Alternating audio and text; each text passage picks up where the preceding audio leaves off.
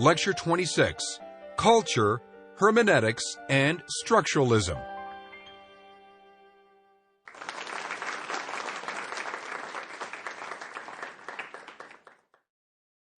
The phenomenologists, psychoanalysts or followers of Freud, existentialists, and Western Marxists like Adorno and Horkheimer that I've talked about in earlier lectures on philosophy in the first half of the 20th century, they all took the inner self as the source of meaning and analyzed its alienation or repression or neglect in modern culture, modern economy, modern society, etc.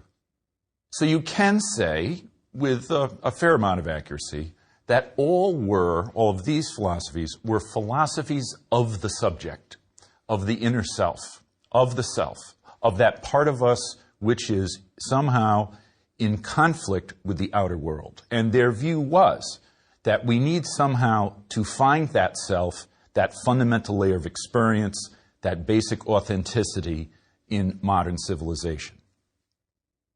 But at the same time, in the 30s, 40s, and very clear by the 1950s, a different perspective was evolving, both in analytic philosophy and in continental philosophy, although my focus in this lecture will be on the continental. The new perspective that was evolving was to view culture and language as the source of the self rather than the other way around.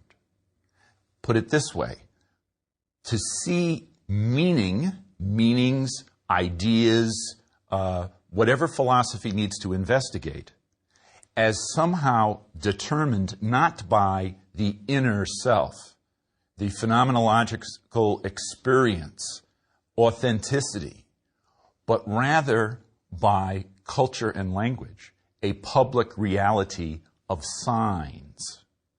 This is an enormous switch.